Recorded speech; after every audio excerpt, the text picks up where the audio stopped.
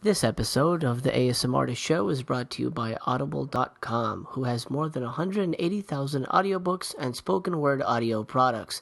Get a free audiobook of your choice at audibletrial.com/ASMR. That's audibletrial.com/ASMR.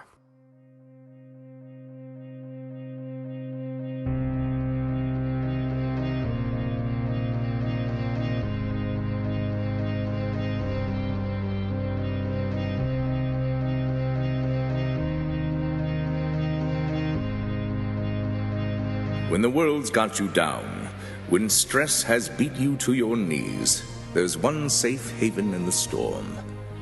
ASMR is defined as autonomous sensory meridian response, a perceptual phenomena characterized as a pleasurable tingling sensation throughout the body in response to exterior stimuli, such as whispering or eating sounds.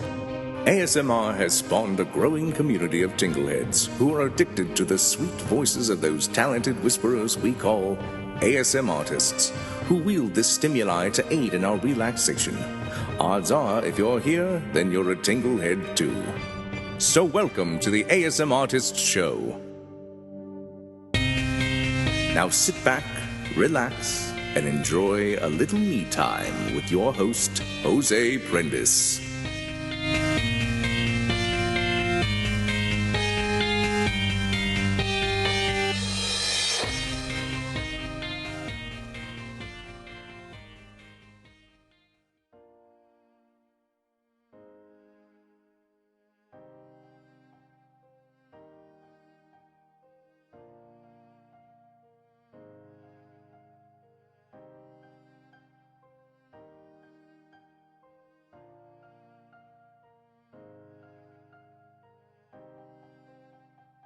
It's definitely is a very varied interview. We touch on a lot of topics, and he's great. He's really a sweet guy. He has really interesting things to say. I think you guys are gonna dig it.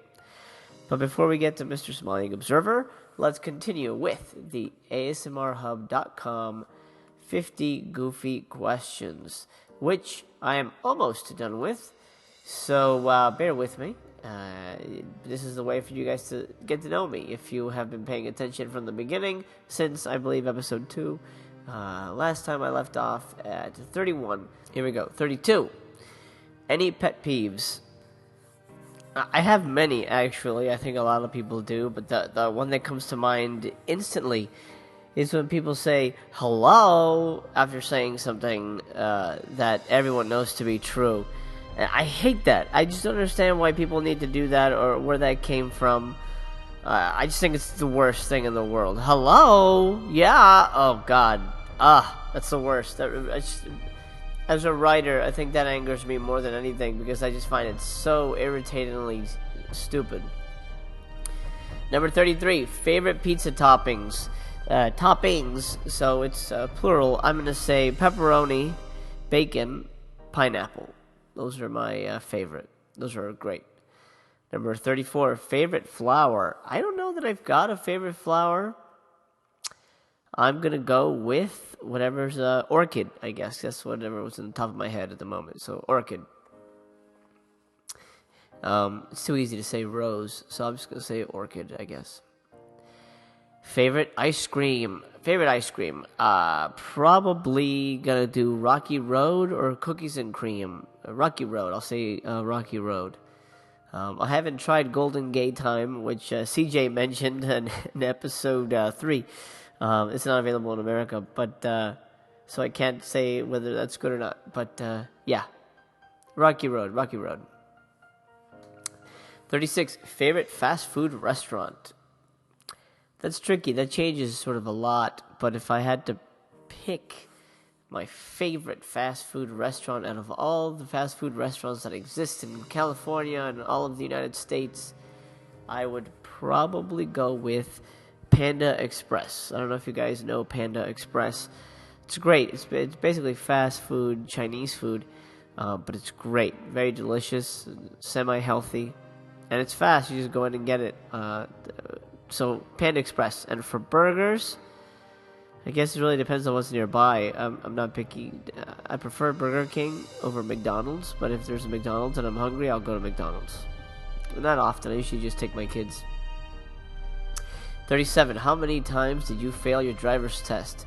0. I've only taken it once, so I'm very happy about that. 38. From whom did you get your last email? Actually, I got my last email from a future ASMRtist, ASMR Loa, which will be on this show. I'm not sure which episode number she will be, but she's coming up, and you can probably get a taste of her ASMR talents on the next ASMR update.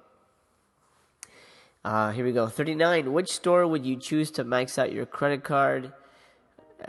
That's okay. That's easy. I'm gonna go with Halloween Town here in California. There's a place called Halloween Town, which is secretly owned by Rob Zombie. I don't know if you guys know Rob Zombie. I'm sure, and it's basically a year-round Halloween store. They sell toys and T-shirts and movies and props and everything.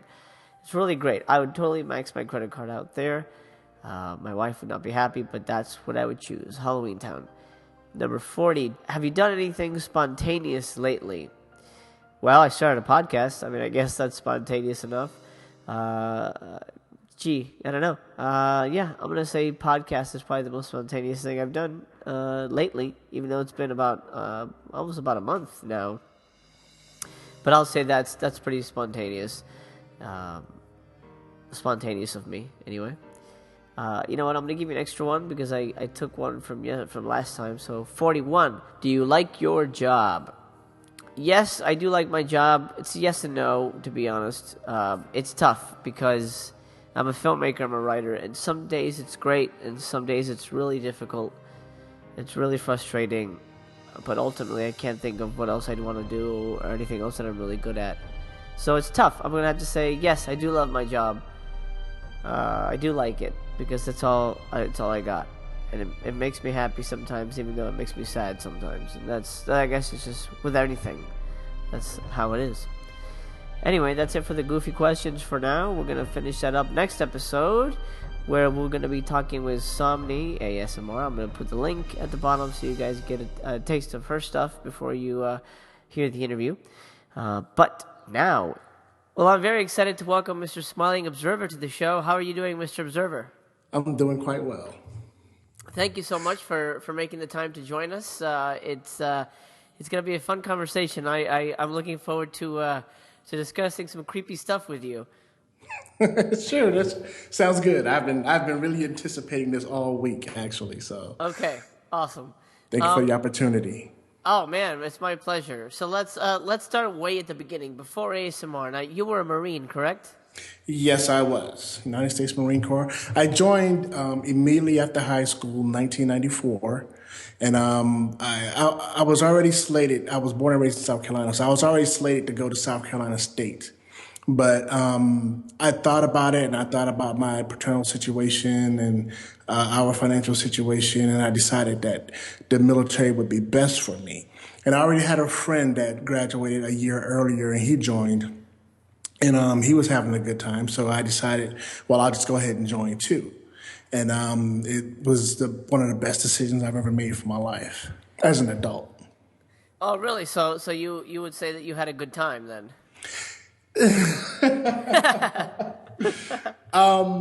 I did. Looking back on it now, I did. I really enjoyed my time. I really enjoyed the things that I've learned. I learned about myself. It really helped me to develop not just a physical strength, but a mental strength. It had, just like everything, it had its downside too. But for the most part, I can safely say I had a good time. Now, in one of your videos, you state that you feel you've been brainwashed by the Marines. Now, what exactly did you mean by that? Yes, brainwash. When you say brainwash, and I did use the term brainwash, it it carries a negative connotation to it. A little bit. Yes, but I think a better term would have been conditioning. Okay. Because I think about it after. I mean, I trained, just like everybody else for 13 weeks. And after only serving for only 4 years, I realized there are certain things that the Marine Corps taught me that I still do without thinking about it, like tying my shoelaces left to right. When I put on my belt, I make sure my belt is lined up with the seam of my shirt as it's going down, making sure everything is straight and aligned. And that's totally something that happens, just not me, not with me, not focusing on trying to do that. It just kind of happens. So the Marine Corps really kind of stuck with me. I served during a time of peace. I didn't get the opportunity to go to war and test my skills, which I have my reasons for that. But like I was telling one guy, I served during a time of peace, and I can't get it. I can't get the Marine Corps out of my head. I cannot separate myself from the Marine Corps. Wow. And I can only imagine those men and those women that went over there and actually literally felt that burden of battle and not knowing whether you're going to be shot or blown up or whatever, and then to come back, and especially if they survived unscathed physically. But so many of their friends, so many people that they know they've ate with, slept with, and fought with are gone. And, that all of this is just weighing on them. And I think they call it survivor's guilt, to come back and just to have the weight of that on you. And considering all that, would you recommend somebody join the Marines? Absolutely. Really? Okay. Absolutely. I wouldn't. Well, it depends on the person. But if you feel that the military is for you, I would not tell you to not do it. Before I joined, I spoke with Marines who were civilians now, but a lot of them were Vietnam era vets. Okay. And so they told me they didn't discourage me from going, and which I understand that now. But they did tell me to be careful in some of the things that I do and the way that I put myself out there. Okay. And for the most part, I took their advice. But I also understand why they were the way they were. And they really went through it. So, but no, I would not discourage anybody. But I would tell them to just consider what it is that you're doing and consider it as what you want to do. Right. So as that chapter closes, let's open the next one. How did you discover ASMR? ASMR. Okay. I am a sleep apnea patient. I didn't know that was the problem. I just knew that I couldn't sleep. I couldn't get to sleep. And when I did get to sleep, I wouldn't stay asleep. And so I'm going to work and I'm exhausted during the day.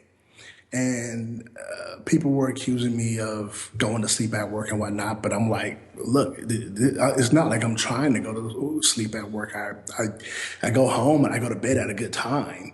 Right. And I don't understand what's going on. But that was because I didn't understand what my condition was. And it wasn't until I was diagnosed with sleep apnea that I went ahead and got the CPAP machine. And it's a machine that helps me to keep breathing throughout the night.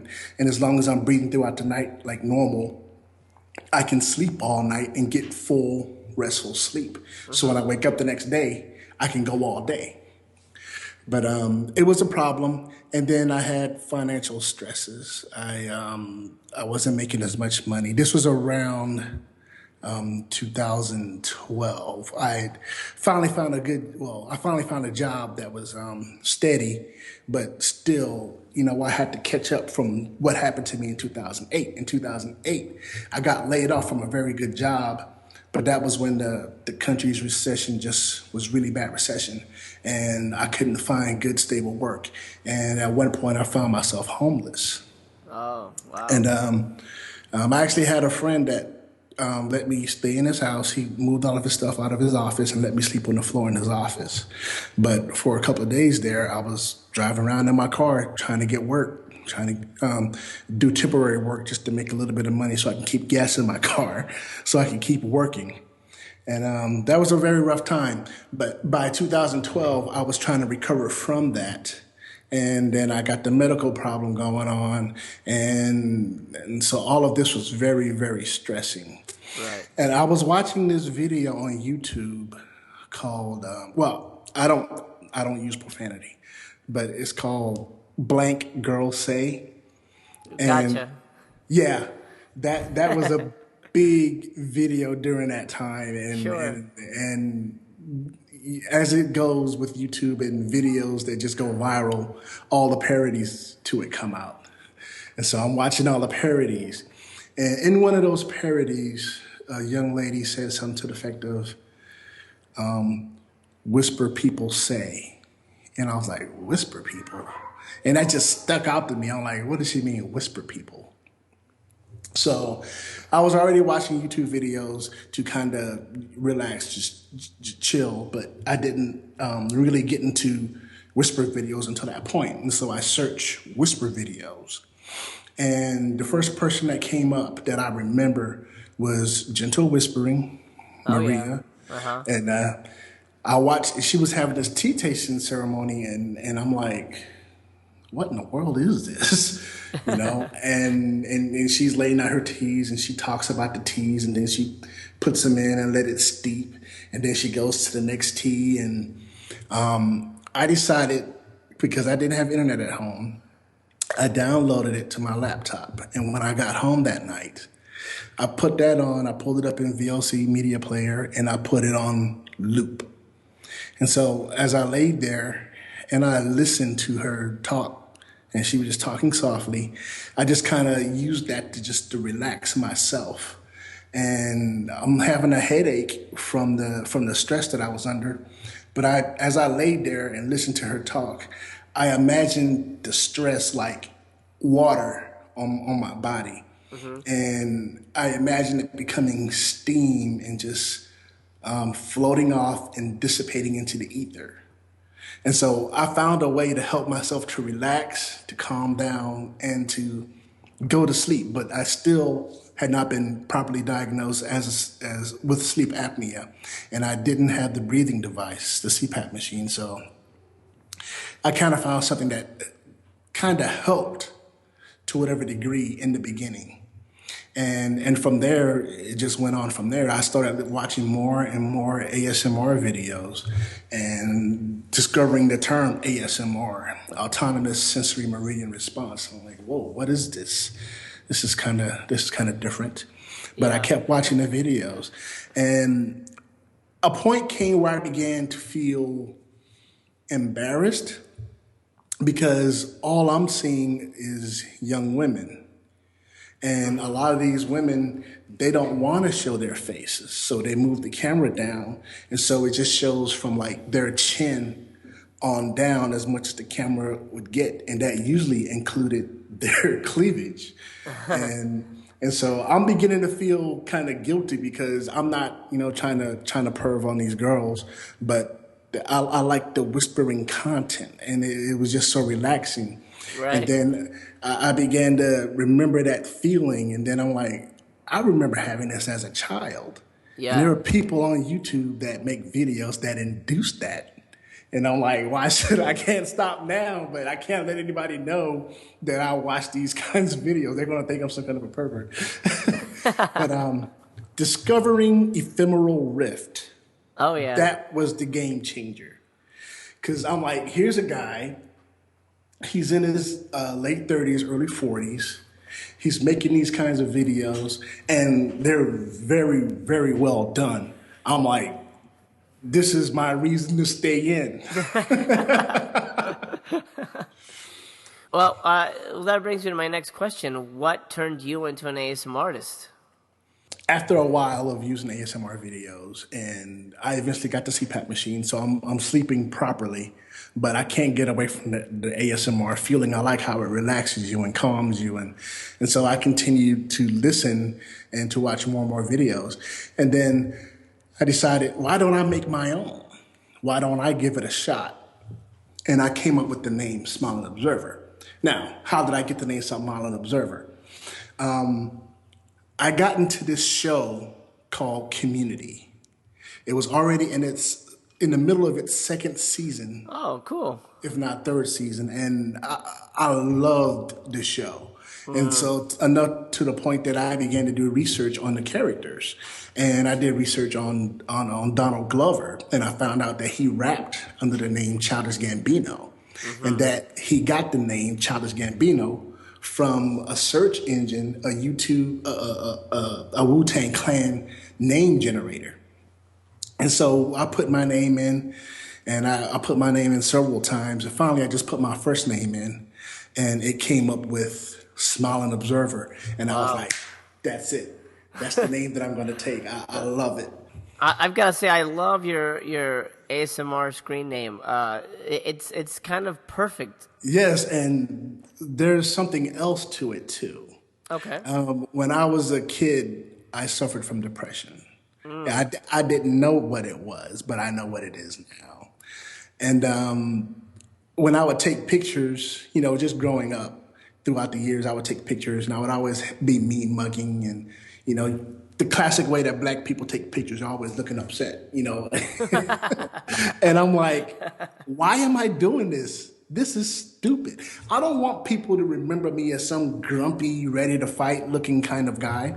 I Right. want people to know me as if I should die, I want them to look back and be like, "Wow, this guy was a happy guy. He was a smiling, nice guy." And Exactly. so after that, every time I took a picture, I made sure I was smiling.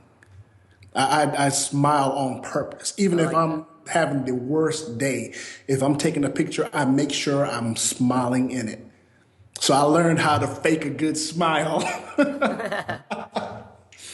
but I want people to remember me in a good way. Yeah. Well, let's touch briefly on depression. We won't get too deeply into it, but would you consider ASMR a good form of therapy for that? Well, yes, I would, but it also depends on the person. Sure. I think personally that we all go through the same things, but we don't all respond the same way. I dealt with my depression by giving myself a reason to smile, giving myself a reason to be happy. So I began to listen to a lot of comedians Right. so that I could remember their comedy. And if I began to feel depressed, I would think about their comedy and think about some of the things that they say and make myself laugh. And that worked for me. But for someone else, it may not work that way. Mm-hmm. Depression can suffocate a person if they let it. But I believe that if you fight it and you force it back and you refuse to let it get a grip on your life, you can defeat it. And ASMR is just another avenue to do that. You can use it as an avenue to keep yourself calm and to relax. And I've done an affirmation video, and others have done affirmation videos. Sometimes you need to be told, hey, I love you. Someone loves you. Someone cares. You may not think they care, but guess what? They do care. Mm-hmm. And I can't speak for everybody else, but I can speak for myself. When I say those things, I may just be speaking to a camera. I may not know you, but I guarantee you, if I met you in person, I am someone that cares about you. I'm concerned. I may not be able to do anything grandiose to help you, but just knowing that there is somebody out there that really does care is help in and of itself. Uh-huh. Oh yeah. And so even when I meet people in person, I may not, I mean, when you see me on camera, I'm always smiling, doing a character or doing whatever, I'm always smiling. Right. But I gotta admit, I don't smile 24/7. Mm-hmm. Sometimes I'm at work and I'm stressed out and Oh yeah. I'm not smiling. But that doesn't mean that inside me isn't someone who cares and who cares greatly. And I do care. I do care about people. I pray for people. I hope for the best for people, even though I don't know them. I've even prayed for the whole world at different times. I pray for our president. I didn't vote for him, but that doesn't mean I'm not going to pray for him and hope that God doesn't help him to guide him in his decisions he make for the country and really for the world as a whole. So I am someone who really does care, even if it doesn't seem that way. Well, I think ASM artists in general are people who care about others because while they're sort of getting pleasure out of role playing or doing whatever they're doing to in front of the camera, they know they're doing it for somebody else. They know they're doing it for somebody else's benefit, whether to relax them or to bring joy to their lives, maybe make them smile, whatever. That's what comedians do too. They get a high off of getting making people happy. Yes, and if you think about it, think about Robin Williams. It's sad that he ended his own life. Oh I'm yeah. so sorry that his depression led him down that road. But look how many laughs that he's generated over the years. How many people he's made smile with his talent, Mm-hmm. to me that really speaks. I mean, here's a guy. He was battling his own demons, but he was still using his talent to help people to enjoy their lives, to not necessarily look at themselves, but just to look at life in the way it is and laugh about it. A Right. lot of comedians like that. Richard Pryor was like that, and we all know his life was really, really kind of depressing. Oh But yeah. he took that and he made so many people smile from it. And there are so many comedians today that are doing just that. They're spreading that medicine of laughter. It really is medicinal. Right. I mean, it really does make you feel better. But that doesn't negate the fact that they're still battling their own demons. Well, speaking of battling demons, you as an ASM artist have chosen to do something on your channel that's one of my favorite things actually that any ASM artist does. You go to Reddit and you read creepy stories to us. Now, is that a normal kind of Saturday night thing for you? Do you just go on Reddit and look up creepy stories, or what? I am almost always on Reddit. Oh man. I wish, I don't know. I can't, ever since I discovered Reddit, I haven't been able to discover a better, more versatile channel. I mean, those guys and girls are crazy. They make me laugh so much, and sometimes we disagree, but that's with anything. But when I read some of those, I don't know what led me to look up Ouija board stories, Mm-hmm. but I looked one of them up, and I looked it up, and I began to read some of those stories, and I'm like, oh my goodness, this is crazy.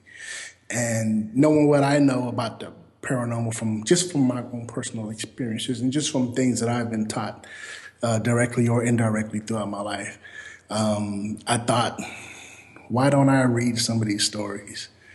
And so I decided to read one of those stories in the form of a video. So it's a relaxing, creepy, scary video, but it people liked it. And people still comment that, hey, you need to do another one. Hey, you need to do another one. And the reason why I think a part of the reason, the last time I did one, I scared myself so much that I ended the video kind of abruptly Oh, I remember. Yes. because I scared myself. I literally did because I'm thinking about it. I'm like, oh my goodness, I wouldn't want one of these entities to come after me, you know? And so I decided, I punked out that night, but but I went back to it, and there was another story, one that I'm working on right now. That this was the scariest one I've read so far. I mean, it was just incredibly frightening. And so I'm like, well, they want me to do another. I want to do another because I'm not a punk. So I'm gonna do another. But the story is so long, I can't just like do it in one sitting. Otherwise, I'll be uploading a 3 hour long video like I did with my Q&A video, and I have Oh to wow. reshoot because YouTube rejected it. But Oh. I'm working on that, and I'm gonna publish them in pieces so that people can enjoy. And I'm going to try to be as relaxing and as visually stunning as possible, and hopefully not frightening myself to death. It's interesting to me because you read all these creepy stories and it looks like you spend a lot of time just digging through Reddit for really freaky stuff, but then you have trouble watching scary movies. Yes, I can't stand scary movies. But like Years scary ago, movies, the thing is, scary movies are fake, man, and like these stories are supposed to be real. I know that. I know scary movies are fake. They're absolutely made up, and I can't watch them. Oh my god! It's weird. I can't explain it. I just, like I can watch like Bram Stoker's Dracula. I can watch that. I'll be Yeah, scared, but I can that's watch good. it. I can watch Paranormal Activity, but I refuse to now.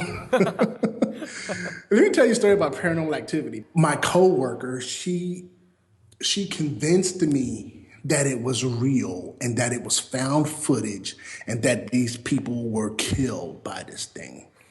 And so another coworker was like, "Yeah, man, you should watch it. This is really good." And I'm like, "Good. These people were murdered by this entity. You want me to watch this?" And so I went ahead and I got it. And I'm at work. I worked at a rest area. I'm a security guard. I'm an armed security guard at a rest area, but I'm the only person there. And the next house over is like a quarter of a mile up the road, Oh you know. man! And so I'm sitting here in the dark with woods behind me, an empty highway in front of me, Wow. and literally like nobody stopping it to use the restroom or anything. And so I forced myself to watch Paranormal Activity, and the whole time I'm thinking, this is real. These things really happen to these people. Turns out it was just a very well crafted movie. To whatever degree, a lot of the experiences that they experience are things that has actually happened to people. But after the movie was over, I got on my phone because I didn't have internet out there, but I had telephone service. And I Googled the people, the actors and the actresses' name. And here they are on Jay Leno getting an interview on Jay Leno. I'm like, oh, these people are dead. This isn't found footage. This is just a made up movie. And the ending that I saw was she woke up and she stood there and she stared at the guy for hours. And then she Right. goes downstairs into the darkness and she starts screaming bloody murder. And he wakes up and he goes downstairs. And then you hear that, and then that's it. And then she comes upstairs. She has a bloody knife. She sits there and she just rocks all the way until like that afternoon.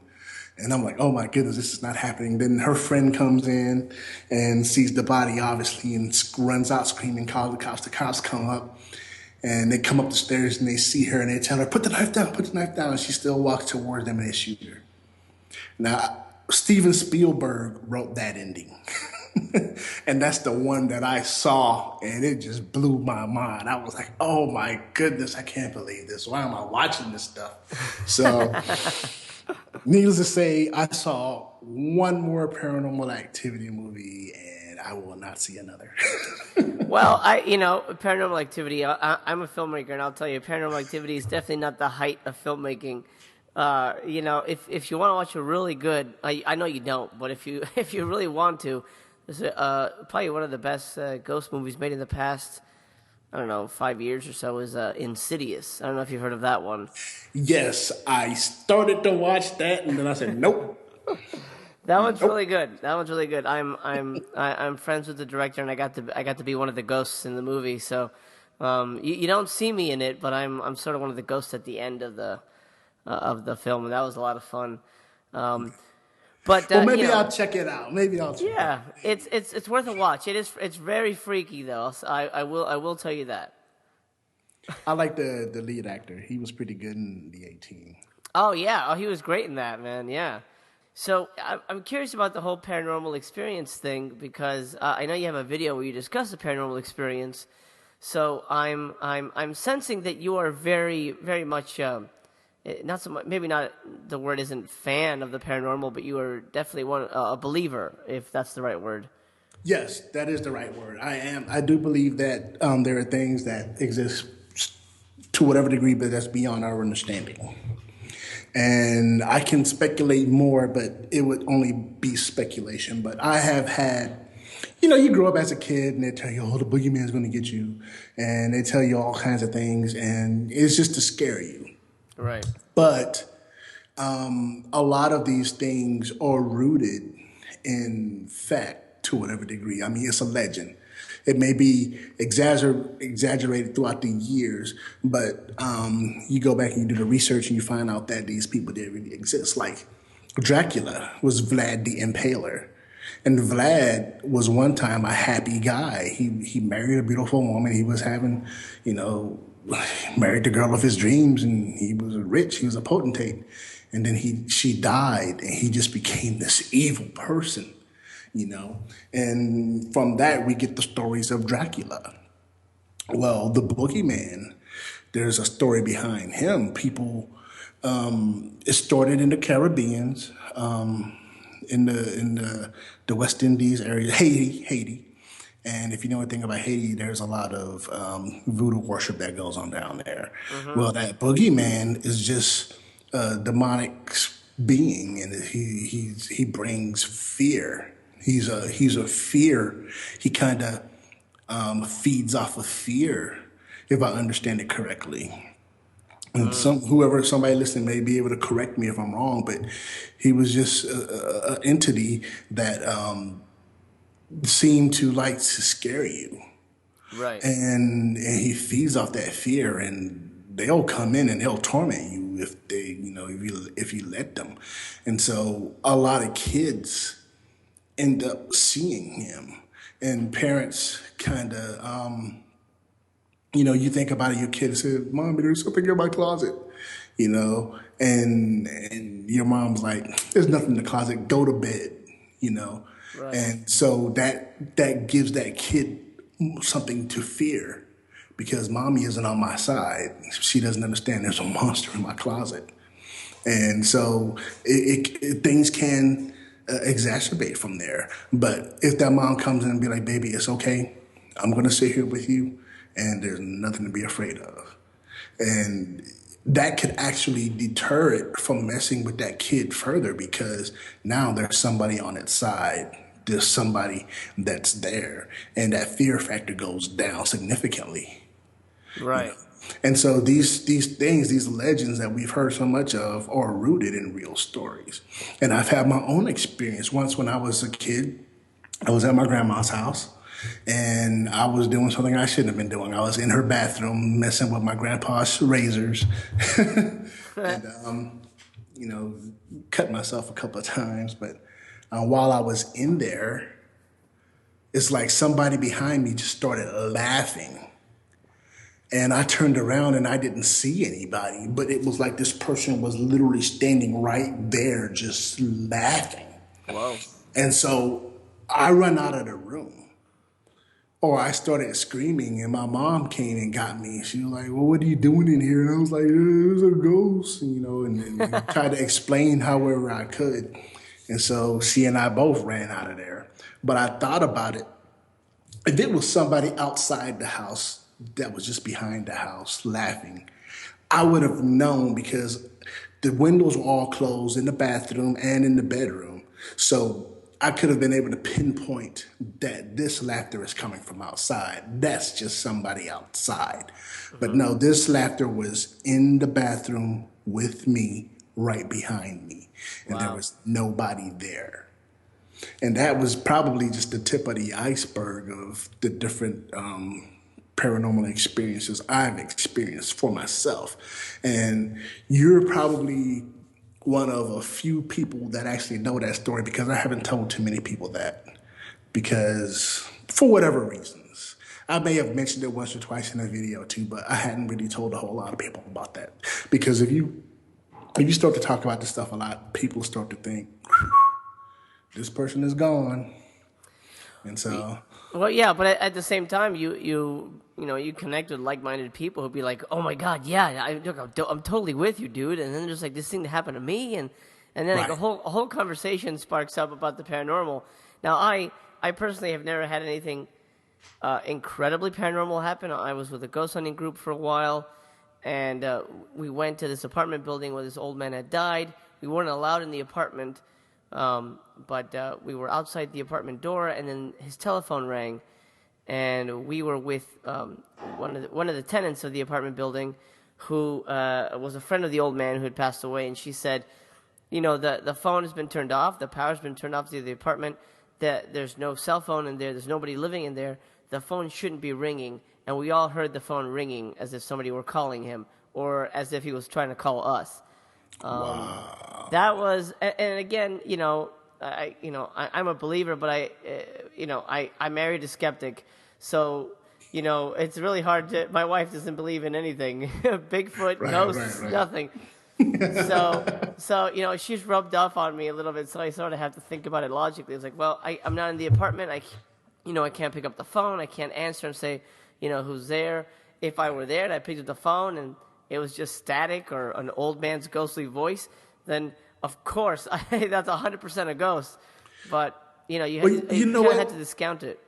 That's right. I became a skeptic out of, I guess it was becoming a skeptic was kind of a defense mechanism for me. Mm-hmm. It was to protect me from allowing my fears to run wild. Right. And so I would explain things to myself. Mm-hmm. I would tell myself everything is explainable. And I would do that to force myself to think logically, just in case I come across something that there is no explaining. This was actually the devil manifesting himself for real. So I, as a defense mechanism, and to protect my sanity, I did become a skeptic.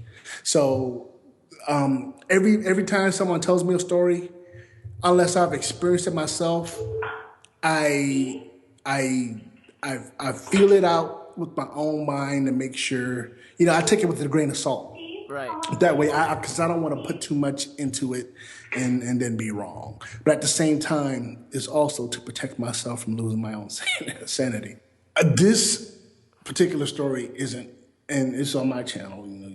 People can go there and hear about it. But I was leaving a friend's house, and I had to walk home. And the one street that connected my block to his block, was a short, dirty road, dusty road. It hadn't been paved yet. It's paved now, but it wasn't paved back then. It's called the Pecan Orchard.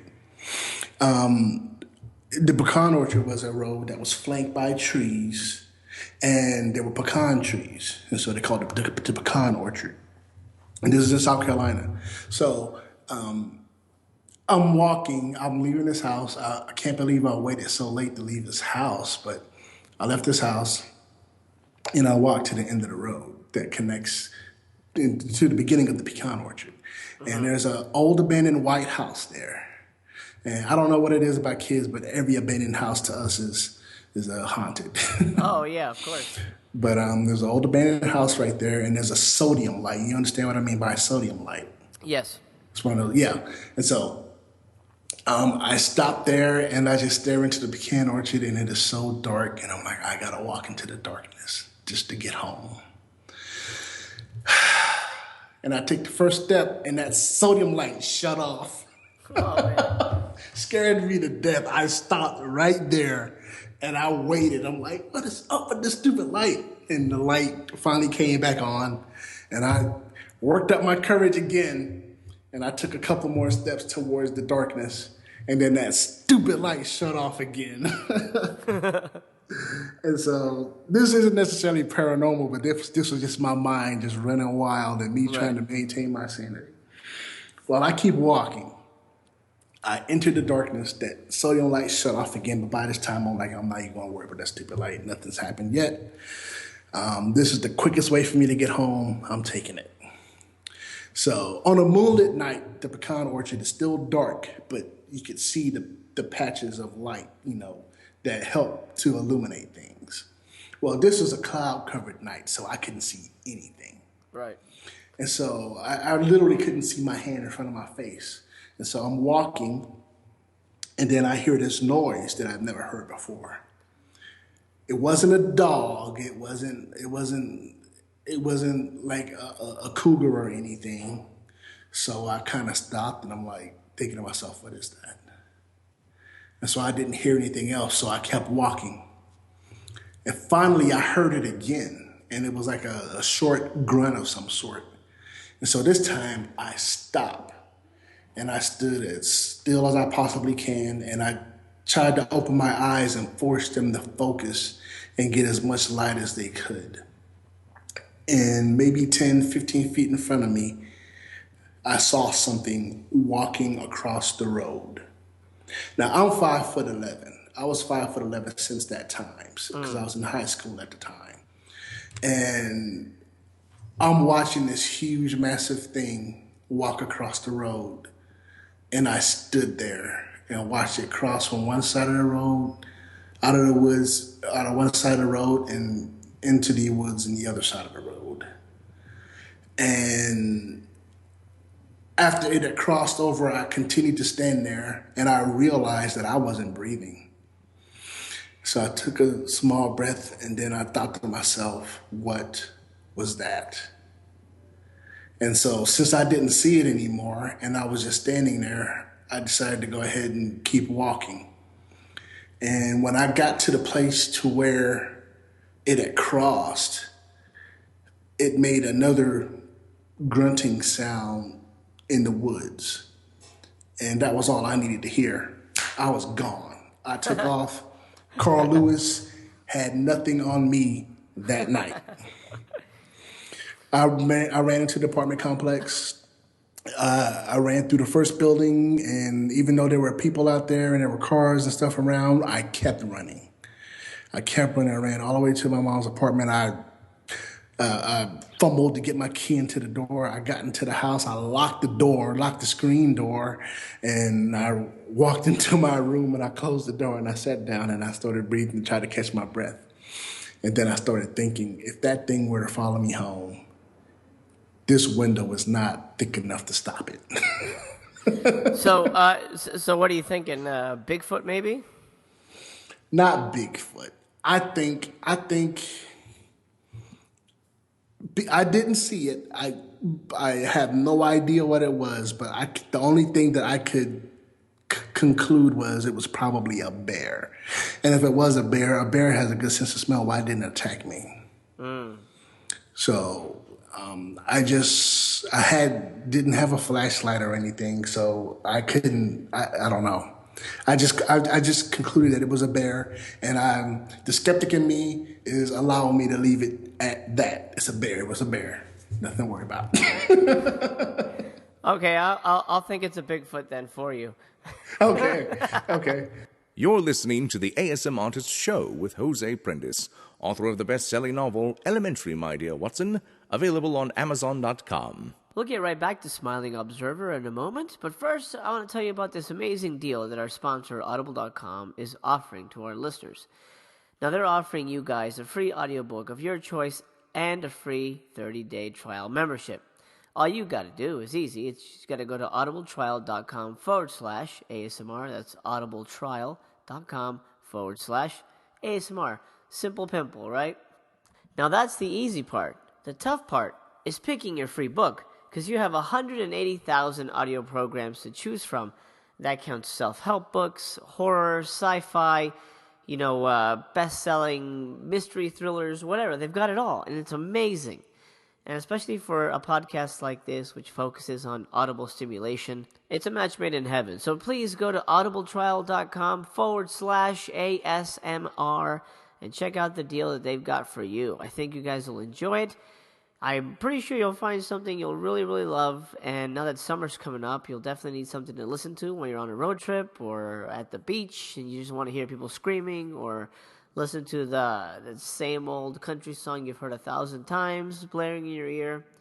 Maybe you can listen to some Tolstoy or a little Gillian Flynn or something. The sky's the limit. Thanks, Audible. If you like the show, then please subscribe so as not to miss the next tingly episode. And make sure to share it with your pals. Also, please consider leaving an iTunes comment, which really helps us get the word out about the show and ASMR in general. Thanks for being a Tinglehead. Now let's get back to the show. So, getting back to your YouTube channel, what are your favorite kinds of videos to make? My favorite kinds of videos to make are role-playing videos. Yeah, same. I love those. I've I used to want to be an actor as a kid. Well, actually, I wanted to be a cop because I used to watch Hunter on television. This is back in the 80s. Hunter was just the coolest cop ever. He tucked Oh his yeah. 45 in the back of his jeans, and he always got the bad guy. He never got shot. And then I grew up and I realized cops get shot for real. Oh yeah. Oh yeah. People get shot for real, not just bad guys, but good guys too. And then I began to realize what I really want to be is an actor, and that I never really got over that. But the medium of Facebook, I mean, the medium of YouTube came, and it was like, well, wow, it may not be a grand scale movie, but to whatever the degree, I get to satisfy that desire to be an actor or entertainer on YouTube. And so I like the role plays, and I started the FB ASMR thing um, back in 2013, and I think her name is Alternate ASMR or Aurora ASMR. She's from England, and she really liked that concept. And she made a response video to it. She does ASMR videos too, but she doesn't like to show herself. But I was like, wow, that's awesome. And I decided to continue on with the FBA ASMR thing, which really inspired that last ASMR video using the FB ASMR, because we were doing this thing with the femoral rift where we were going back to the apocalyptic theme. And so it was like a Facebook YouTube collaborative effort from different ASMR artists, and we would do an apocalyptic themed video. Right. And mine was a guy named Bishop Henderson who escaped something that was making everybody crazy. For some reason, we weren't affected. It was Bishop and a woman named Sheila who was a white supremacist, and they ended up coming together as a team and escaping this thing. And she ended up dying in the end, but she died saving his life. And he made it to a place where he made it to an abandoned house, and he just kind of made the house his own. And he was just telling his experience because he found a camera. So he was telling his experience in the camera, but he was getting ready for anything. And he was explaining what happened and what brought him there. Right. And the next video that I made was a follow-up to that one, but I changed the story altogether. The guy's name is still Bishop Henderson. Sheila is no longer a white supremacist, but his wife, and they have kids. And he was explaining how he's having these mental issues where it seems like he would go to bed and he would wake up and he would be somebody else. And the whole scenario would be different.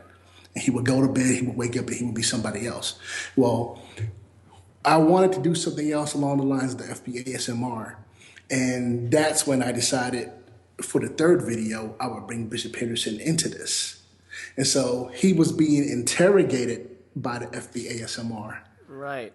as having been a part of some big scheme to hack into their mainframe. And so I'm planning another video, and it's gonna be him, but after the results of having been tortured. Oh And man. I have the idea in my head, I just haven't put it out there yet. I'm not very good with makeup and whatnot, but I'm gonna have to go and buy a wife beater. Well, that's what people always get tortured in anyway, so you need that. Yes.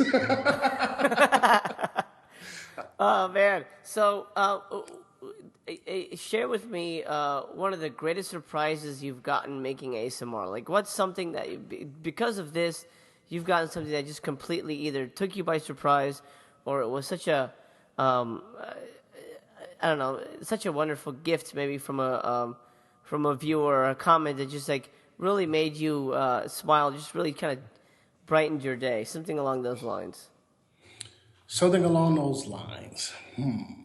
There's so many. I guess it would be everybody's response. And like I said, when I first made that first ASMR video, it kind of it did well, in that people were like, "Wow, this is different. This is nice. I like this." And I was like, "Really? Well, I'm going to continue along these lines." And I got a comment. Well, a point came when I've been on Reddit for years, and I've had different personas on Reddit, but I've mostly deleted them all.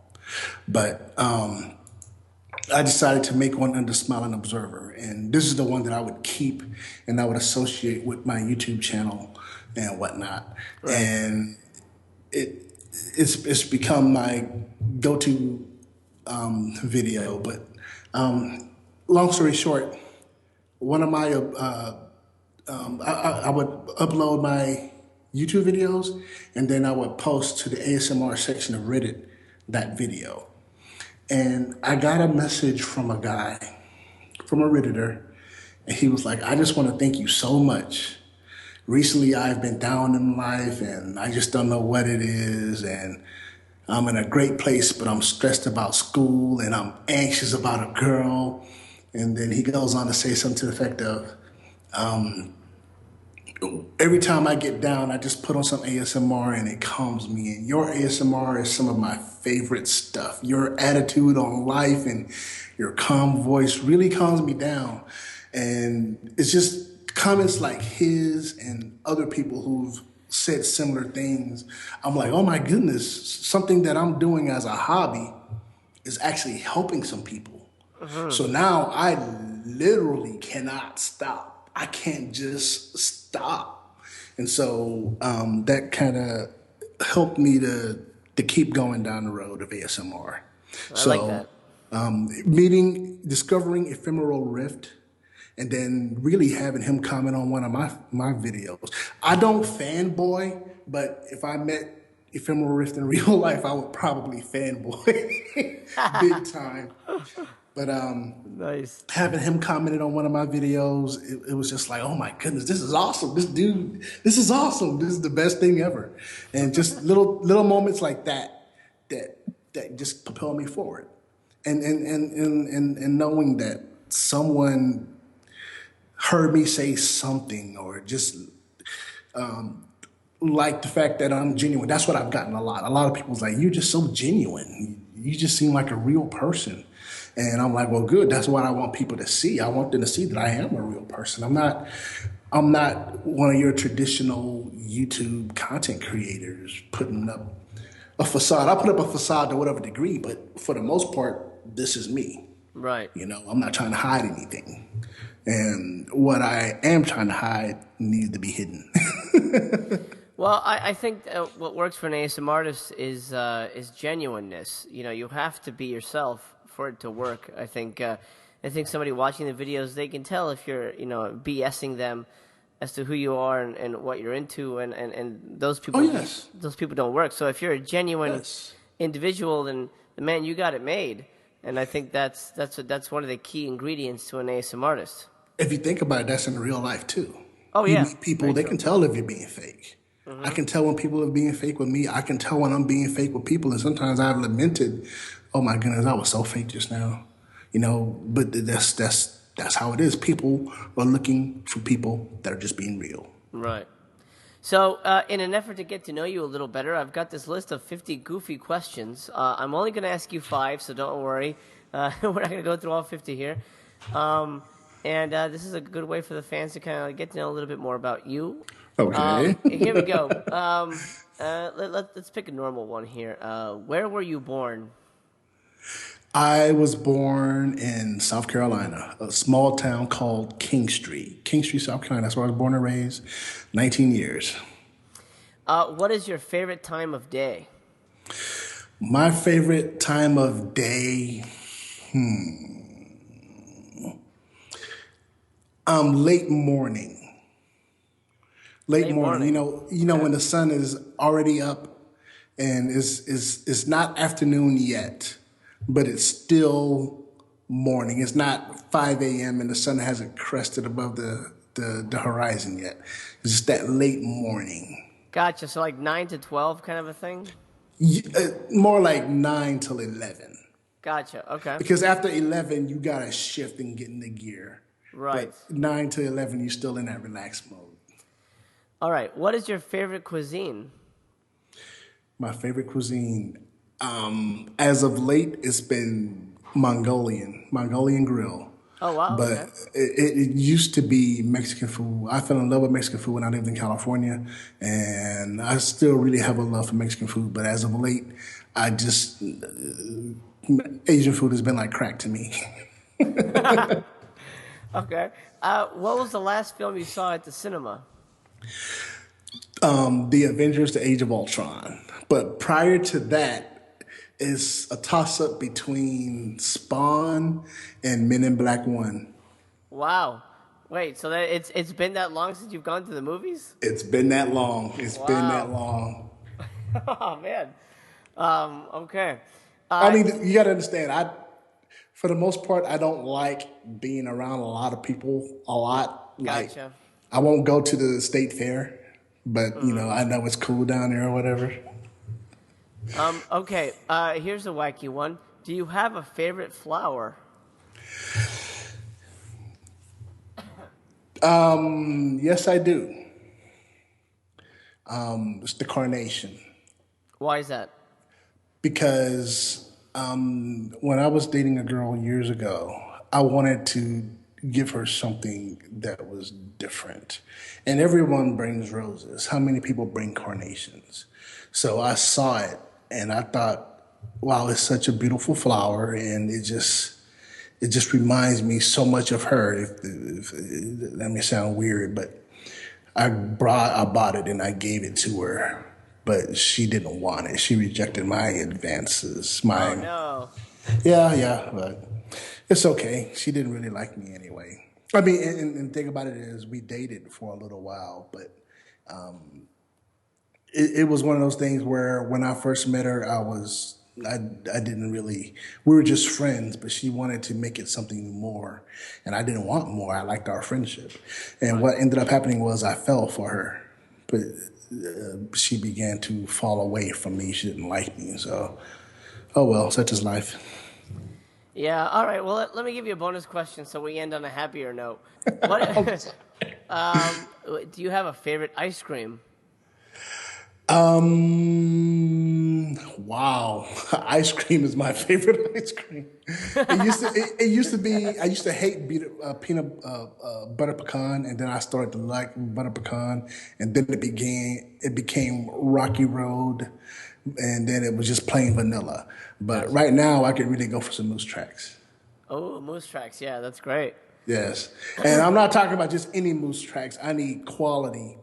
I'm talking about quality ice cream because ice cream, you can get some generic ice cream and it's ice cream, but I'm talking about quality moose Right. tracks. So what's next for your channel? What have you sort of had on the books for a while that you want to try but you haven't had a chance to get to yet? What can we look forward to? You can look forward to more role plays, but I do have an idea. It's an idea that's been budding in my mind, but it's gonna cost me some money, Uh and oh. so I'm gonna have to come up with some money to do this right. I at least want to do one video right, and well, it's gonna be like I'm hard pressed to say it because then I absolutely have to do it, but it's still in my mind a certain way, and I don't write anything down. Everything I do is off the cuff. I don't write anything down because I hate writing, but I love writing. But okay, I'll just go ahead and tell you. Okay. I want to do a role play from Heimdall's perspective. I'm gonna get some contacts, and Nice. I want to get a movie replica uniform, and I want to do an ASMR video, and I'm Heimdall, And this is guard or keeper of the Bifrost, keeper right. of the This is Bifrost. from Thor for anybody who's going, who the heck is that? From Thor, yes, absolutely. There's an ASMR artist who does Viking not a Viking role play, but he did some readings of Norse mythology. Mm-hmm. And I wish I could remember his name because I love to plug other ASMR artists. But his name doesn't come off the top of my head very quickly. But he did a Norse mythology role play. No, not a role play, but a reading, and I really enjoyed that. And so I really want to have to. In order to make this video good, I'm going to have to do my research. I'm going to have to do my research properly and accurately, so that I can bring out Heimdall. But at the same time, I want to look as close as possible to Idris Elba in the. Well, I'm not gonna look like I'm not gonna look like Idris Elba, but I at least want to have the uniform on point. Well, that's definitely something to look forward to, my friend. I think that's going to be a heck of a video. And, man, I want to thank you so much for being a part of the show. Well, thank you for allowing me the opportunity. I really appreciate it. Well, I hope you guys enjoyed that. And as always, that is not the end of our guest, Mr. Smiling Observer. Or now that we're pals, I guess I could just call him Smiling Observer. Has provided us with a nice little bit of ASMR, which I'm going to tag at the end of this episode for your listening enjoyment, so you get a taste of his stuff if you haven't checked him out yet. But I do recommend you check him out on YouTube. I will put the link in the description box because he does some really great stuff. And the Reddit creepy videos is a lot of fun and surprisingly relaxing, even though it's really frightening. Well, there you are, and here I am, and we're at the end of another episode. Thank you guys so much for listening and tuning in. Please do me a favor and drop me an email, asmrpodcastinfo@gmail.com. That's asmrpodcastinfo@gmail.com. If you're an ASMRtist and would like to be on the show, or if you have an ASMR-related question that I can throw at Dr. Craig Richard, please email us, and that's the way to get in contact with us, and at least say hello and give us a high five through email. That's great. Follow us on Twitter at ASMRtist_show and on Facebook at Facebook.com/ASMRtist show. And spread the word too. If you're an ASMR fan and you've just found the show, please help us spread the word, the good word of the show, the gospel as it were of ASMR, and get more ears behind the podcast because that helps us grow and flourish. And we've got the next 3 episodes planned. I'm not going to reveal all of them, but I will reveal, as I did in the beginning, that next episode will be Somni ASMR. Her link will be in the description box as well, so you can check her stuff out. She's really cool. She does Spanish ASMR as well as English, mostly Spanish, so it's very interesting. We're going to have a Spanish speaker on the air, but don't worry, it'll be an English interview. Also, for anybody who was paying attention and was listening since the last 2 or 3 episodes, I didn't put any nature background sounds during my interview with Smiling Observer. I wanted to just play it straight, sort of like I did with Whispers Red. I wanted to get people's takes on what they prefer. If they prefer just a straight interview with whatever little background hiss there is, or if you prefer the nature sounds that accompany it to kind of take it out of its mundane setting. So let me know, please, what you prefer. I know a lot of people have been saying they like the nature sounds, but a few people complain that it sort of gets in the way. I do my best to mix as best as possible so that it's a pleasant listening experience, but every once in a while, obviously, the soundtracks will spike, and that is out of my control, and I might miss a few things here and there. Anyway, I played this one straight, and if you guys prefer this one, then maybe I'll just keep the interviews without any background chatter to get in the way. So this has been our longest episode so far. I hope you guys enjoyed listening to the interview and Smiling Observer, and without further ado, I'm going to just cut to his ASMR, and I'm going to call it quits for this week. Thank you so much for listening. I believe the new schedule is going to be every Tuesday for a new episode of the ASMRtist show. Fingers crossed I'll be able to stay on that track.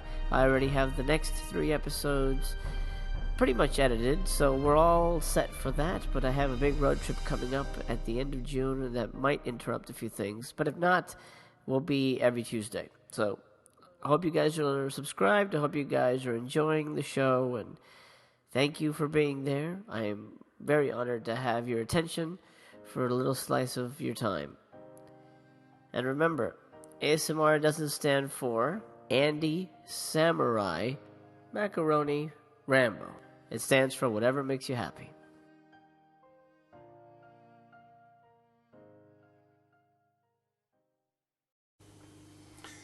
The following is a true story.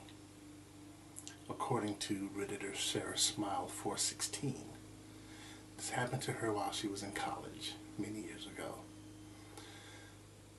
Brace yourselves. A Ouija board experience is told by Sarah Smile 416. Intro. I'm that person, you know. That person who moves the pointer while playing with the Ouija board. I don't know why.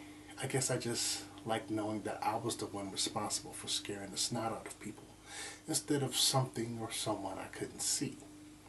Or maybe I just didn't believe that a commercially made product could talk to ghosts. Who knows? But I found out. Karma definitely gets you in the end. One night in college, a friend of mine was over and we were studying. One of those ghost shows came on TV and they were messing around with the Ouija board. My friend Liz said offhandedly to me, you know, I've never played with one of those. I was definitely surprised. Ouija boards are such a staple of my childhood. Hundreds of sleepovers with me scaring the crap out of little girls by moving the pointer on the board and the whole light as a feather, stiff as a board thing. I couldn't fathom someone growing up and not experiencing it. I started talking about random experiences I've had with the board and tried to convince her that it would be a good idea to run out to Walmart and buy one. Finally, I was successful and off we went. Our studies abandoned on the table. College priorities at its finest. After our Walmart trip, we got back to my apartment and opened the box. We spared no expense. It was the glow-in-the-dark special edition. Talk about class. Liz looked like she was about to pee her pants as I began to explain how to put your fingers on a pointer. We lit some candles and turned off all the lights. Okay, so that's whatever, I said, secretly smiling. Like what? She asked. I don't know, something fun like, when am I going to die or something? This was always my favorite question for people to ask because while pushing the pointer, I could really freak them out. I don't want to know that. Man, I was a bit disappointed, but went with it. I suggested just trying to open our minds and see who would come through. I was already planning to have JFK come through. Not many of my friends know I am a huge JFK buff, so I can usually creep them out with the amount of knowledge the ghost of JFK knows about his assassination and whatnot. We put our fingers on a pointer and nothing happened. I was letting the tension grow before I started my pushing. It's always better to start slow. All of a sudden, the pointer started to move, and I wasn't pushing it for once. You can't push it, I yelled at her. Talk about the kettle calling the pot black. I didn't want her to ruin my plan. I'm not, Liz shouted back. Well, obviously you are, because I'm not. Aren't the ghosts supposed to move it, she asked. I guess she got me there. I just sat back, shut up, and watched the pointer move. I was convinced she was moving it. She had to be. There was no way a ghost was communicating with us through a glow-in-the-dark spirit board that I bought for $17.99 at Walmart. After a few minutes, we finally got a message. I miss you, Liz. Liz was understandably a bit freaked out that the spirit knew her name. I was too, But I kept telling myself she was moving it, whether it be subconsciously or not. We kept going. I need to see you again soon. I need to see you again soon. What does that mean? Liz asked, getting more and more freaked out. I don't know, I said, and honestly meant that I didn't know. I had no idea what was going on. I hate to admit it, but I was starting to get freaked out. The Ouija board never worked for me. You're moving it, she yelled. No, I'm not, I swear. And I did swear. I wasn't moving it for once in my life. Yes, you are. She kept insisting I was moving it. But we kept going. The pointer stopped moving for a few minutes. I was intrigued, yet scared. I wanted to see what else it would do, but I was afraid of what I'd find out. Finally, getting a bit impatient, I asked the question of the night. Who is this? What do you want? I am Will. Hello. Liz, I still love you. Liz looked like she was going to lose her dinner all over the board. Who's Will? I asked. Seriously, are you moving it? Liz responded in a thin whisper. No, I told her. I wasn't. Who's Will? He's my ex-boyfriend who killed himself after we broke up. Really, are you moving it? Because this isn't funny. I tried to convince her that I wasn't, but she didn't believe me. She just sat there looking like, excuse the pun, she had just seen the ghost. I suggested we quit. Listen, Liz, obviously this is upsetting you. Let's just stop now and no, I need to know if he's okay, she said with a determined look on her face. But I have to make sure it's not just you pushing it and messing with me. After a bit of discussion, we decided that I would keep my fingers on the pointer, but keep my head down and not look. That way, I would know where to push it. I agreed and sat there feeling more and more uneasy. I put my head down and closed my eyes, trying to focus all of my energy or whatever the ghost of Will needed to. Maybe bring some closure to Liz. After about a minute of sitting there with my head down and eyes closed, I started to go cold all over. It was unlike any other feeling of cold I've had. The only way to describe it is that my bones were cold and it was chilling me from the inside out. I tried to brush it off. Maybe there was a draft coming in from the cool spring air outside. Then without warning, my head, for lack of a better term, exploded with all of these gruesome images I couldn't control. It was as if any single irrational or rational fear I had throughout the course of my life multiplied its intensity by 1,000 and slammed into my brain at the same time. It only seemed to last for a second and a year at the same time. But regardless of however long it was, every single image was burned into my head. I jerked away from the table, trying not to scream. What's wrong? Liz asked, smiling at me. What was she smiling about? I don't know what. Why are you smiling? What is so funny? I could barely contain myself. Deep down, I knew I was acting crazy, but I couldn't help it. Nothing's funny. I'm just smiling because I had the nicest conversation with Will. He doesn't blame me. What do you mean? I snapped again. It's only been like a minute since we started. Liz's face scrunched up in confusion. What do you mean? I've been talking to Will for the last 2 hours. WTF. You've been listening to the dulcet tones of our guest ASM artist for the week. That's it for the ASM Artist show for now, and our host Jose Prentice would like to remind you that those tingly feelings in your scalp might not be signs of a stroke after all. Follow us on Twitter for daily ASMR video recommendations and updates at ASMRtist_show. That's at ASMRtist_show. Also, make sure you subscribe, and we'll see you next time with another tingle-tastic episode.